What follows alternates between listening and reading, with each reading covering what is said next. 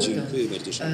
Tu as tout à fait raison de rappeler d'abord qu'on est face à une situation où il y a la résurgence du fait religieux dans les questions de la cité, de la vie ensemble.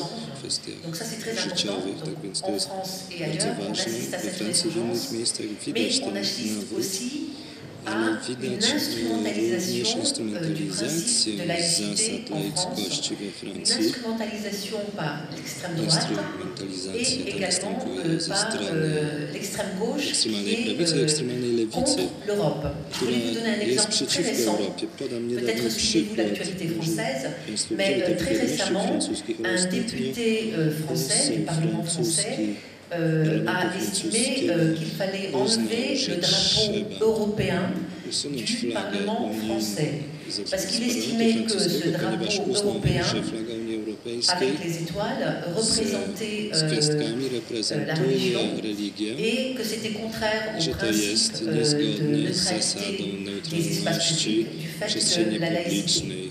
Alors, je voulais rebondir sur cette anecdote pour parler d'Europe, parce qu'effectivement, on connaissez, j'imagine, le drapeau européen qui est fait de fond bleu avec 12 étoiles dorées qui sont censées représenter l'harmonie entre les peuples, la solidarité, etc., etc.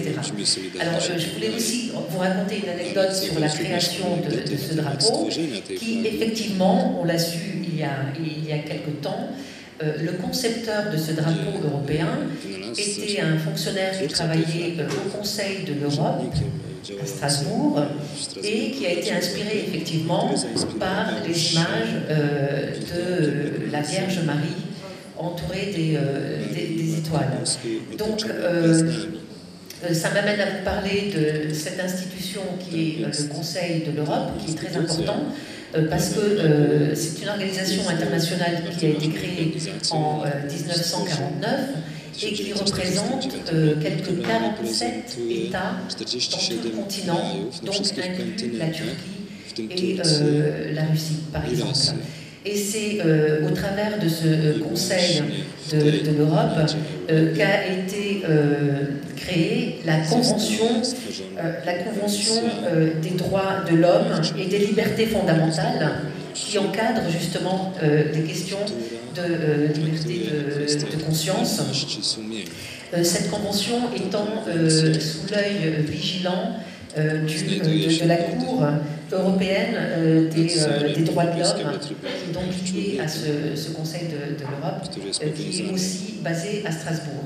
Alors ça c'est une chose, il y a donc cette convention dont tous les États membres sont signataires et évidemment l'Union européenne en tant que telle est également signataire. Ça m'amène à vous parler donc de ce deuxième aspect, les institutions européennes. Donc au niveau des institutions européennes, la situation est la suivante. D'abord, au niveau des États membres de l'Union européenne, le rapport entre l'État et les religions est très diversifié. Il y a un panorama très diversifié.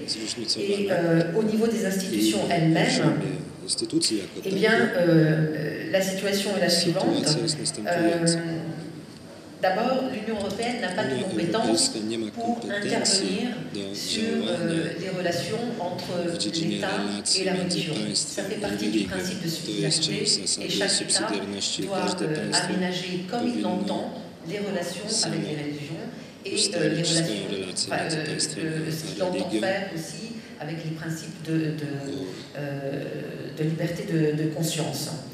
Il faut savoir, je pense que vous avez probablement suivi tous les débats lors du traité constitutionnel, qui était très passionnant et passionné. Je laisserai tout à l'heure Jean-Claude vous en parler parce qu'il y a participé, mais il y a eu d'énormes tensions pour effectivement inclure des références religieuses dans ce traité constitutionnel. Alors actuellement, donc, nous avons le traité de Lisbonne qui dispose de plusieurs articles qui encadrent justement cette liberté de conscience mais nous avons également la Charte des droits fondamentaux. Et je voulais précisément vous lire l'article de la Charte des droits fondamentaux, l'article 10, qui s'appelle « Liberté de pensée, de conscience et de religion ». Alors, cet article précise que toute personne a droit à la liberté de pensée, de conscience et de religion.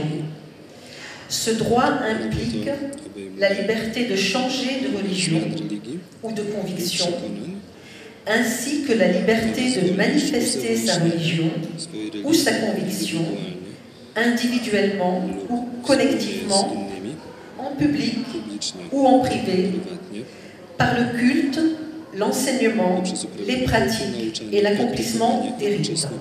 Donc ça, c'est très important. Il y a la Charte des droits fondamentaux qui encadre ces aspects-là.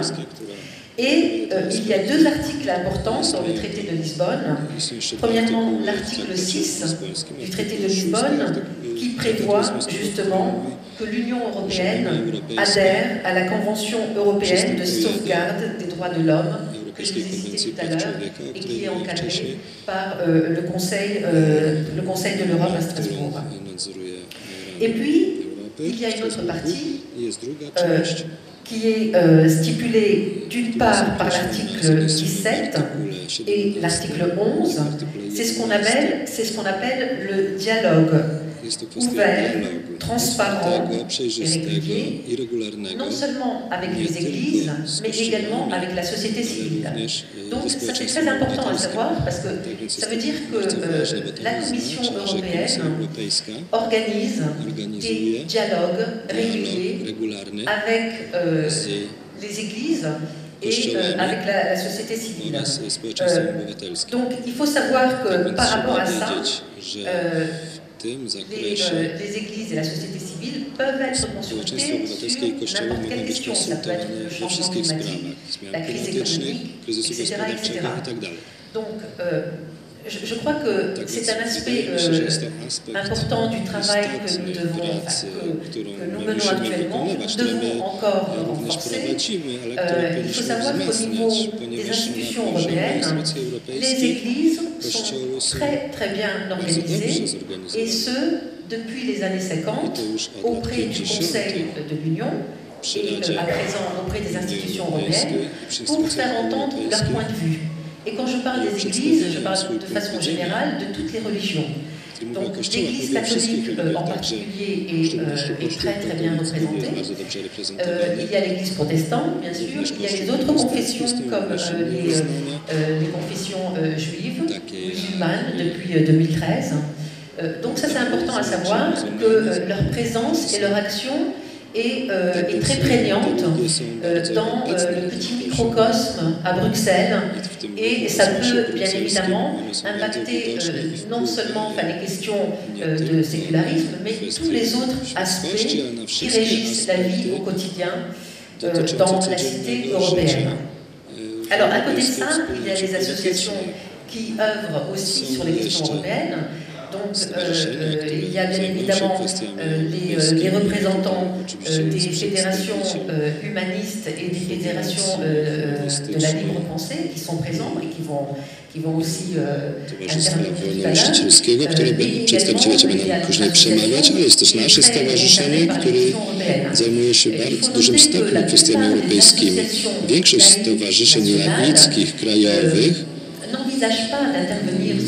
nie przewiduje zajmowania się kwestiami europejskimi, a to szkoda.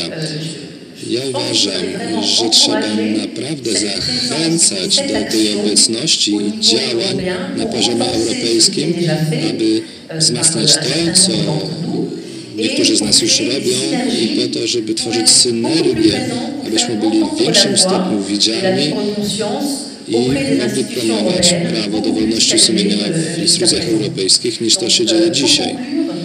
Zakończę modlitwą. Państwo pomyślą, że to jest pewnie trochę dziwne, żeby kończyć moje przemówienie modlitwą na Kongresie Świeckości, ale chodzi tutaj o szczególną modlitwę.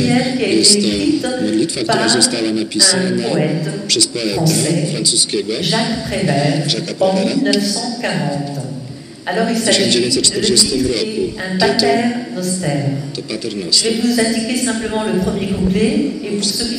Przedstawię Państwu tylko pierwszą zwrotkę, a tym, którzy są zainteresowani, mogę podać pełen tekst. Mówię tak, nasz Ojciec, który jest w niebie, pozostań tam, a my pozostaniemy na ziemi, która jest tak piękna. Przetłumaczenie angielskie. Please stay there, and we will stay on the earth, which is very beautiful sometimes. Merci beaucoup pour votre attention. Bardzo dziękuję za Państwa uwagę.